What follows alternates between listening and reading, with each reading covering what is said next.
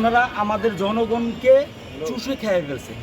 ওনাদের নামে বর্তমানে কোর্টে 500-র উপরে মামলা। আমার একটা উকিল চড়ে, ওদের বাঘা বাঘা উকিল আসে 20 জন। আমরা থানায় গেলে আমাদের থানা থেকে আমরা সুরাহা পাই না। আমরা দুদুকে যাই, দুদুকে বলতেছে এমপি নাবিলের বিরুদ্ধে আমাদের সম্ভব না। এখন আমাকে বলতেছে যৌথ বাহিনী আসতেছে, যৌথ বাহিনী দিয়ে তোকে সাইজ করবো। সরকার বাহিনী আমাদের জমির উপরে আমাদেরই যেতে দিচ্ছে না, বারণ করতেছে এবং বিভিন্ন রকম হুমকি প্রদান করতেছে। মেজর রানা আওয়ামী লীগ সরকার ক্ষমতা থাকাকালীন অবস্থায় এবং এমপি নাবিল আওয়ামী লীগ ক্ষমতা থাকা অবস্থায় ওনারা আমাদের জনগণকে চুষে খেয়ে ফেলছে। ওনাদের নামে বর্তমানে কোর্টে 500-র উপরে মামলা ওনারা করছে। আমরা কি করব?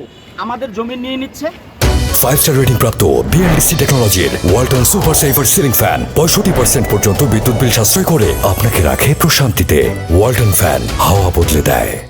জমি নেওয়ার আগে ওনারা যেটা আমার সাথে যেটা করছে, আমরা যে সাফারার বলছে যে ভাই আমরা জমি 1 একর জমি বিক্রি করছি। আমি বলছে 1 একর জমি বিক্রি করছেন, আপনার স্ট্যাম্পে সাইন করতে হবে। কি জন্য সাইন করতে হবে? বলতেছে এটা কোম্পানির একটা সিস্টেম, এটা এবিডিবিট, নাইলে আমরা টাকা দেবো না। তা আমি এবিডিবিট করতে হবে কোম্পানির সিস্টেম, আমি সাইনটা করছি। পরে ওরা ওইটা না দাবি বানায় নিয়ে আসছে, যেটা একটা না দাবি দিয়েছেন। আমি স্যার 1 একর জায়গা বিক্রি করছি, পরে লেগছে বাকি 4 একর আমি নাকি না দেবে দিচ্ছি। তাহলে আমি স্যার প্রবলেমে 1 একর বিক্রি করলাম আর 5 একর ফ্রি। আমার একটা উকিল চড়ে, ওদের বাঘা বাঘা উকিল আসে 20 জন। আমরা থানায় গেলে আমাদের থানা থেকে আমরা সুরাহা পাই না।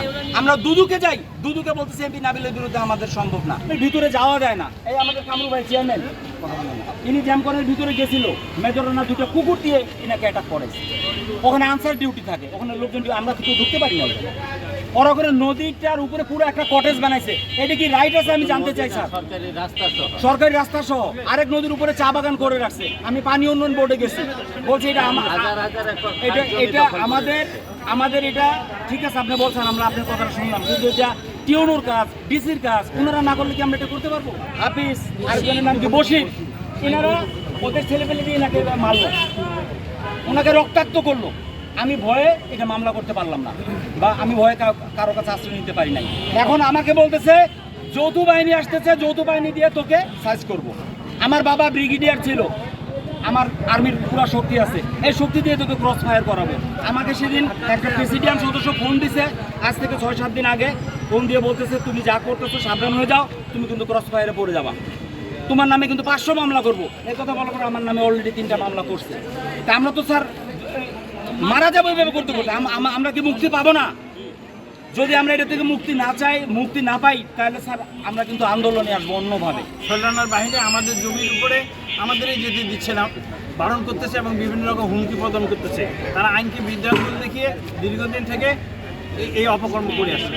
3 নং আলফা ইউনিয়ন 4 নং ওয়ার্ডের দোকান ঘর সব কিছু জালে পড়ে টাকা করে দিচ্ছে, কম করে 20 থেকে 30 লক্ষ টাকার ব্যবধান। আমরা নিজস্ব জমি আমরা দখল নিতে পারছি না, সেখানে যেতে পারছি না এবং মন্দির সুসময় পরিচালনা করতে পারছি না। এইভাবে যদি চলতে থাকে আমরা কী করে দুর্গা পূজা করবো? সামনে আমরা দুর্গা পূজা আসছে। কমপক্ষে 100-র উপর বৈঠক করছি। সব বৈঠকে বিচার সালিসে আমার সাথে সমাধান করে নিবে, কিন্তু ওই কালক্ষেপণ করে কোনো সমাধান করেন। এমনকি স্যার যে এই জ্যামকন জমি কেনার জন্য ভূমি মন্ত্রণালয় থেকে অনুমোদন পাইছে, সেই অনুমোদন কতটুক আর তারা কতটুক জমি খরিদ করলো, এবং যাদের খাজনা হবে 80 টাকা ডিসিমেল যেখানে প্রতিষ্ঠান আছে, আর যেইগুলাতে প্রজেক্ট আছে সেখানে হবে 40 টাকা শতক, বাকি জমি তাদের হবে 200 টাকা একর। তাদের নামে খাজনা দেওয়া নাই। আপনারা খোঁজ নিয়ে দেখেন, কমপক্ষে কয়েক বিলিয়ন টাকা খাজনা তাদের বাকি। এই খাজনাগুলো এবং তারা কতটুক জমি কেনার অধিকার মানে অনুমোদন পাইছে আপনারা সেটাও দেখবেন, এবং কোন মৌজায় কতটুক জমি তারা খরিদ করছে সেটা অবশ্যই দেখবেন, এবং সেইখানে স্ব তহসিল অফিসে তারা আদৌ খাজনা দিচ্ছে কিনা আমি অনুরোধ করব আপনাদেরকে এটা তদন্ত করার জন্য। আমরা স্মারকলিপি গ্রহণ করেছি, আমরা এটা যথাযথ কর্তৃপক্ষের নিকট আমরা এটা প্রেরণ করব এবং প্রয়োজনীয় ব্যবস্থা গ্রহণের উদ্যোগ গ্রহণ করব। ধন্যবাদ।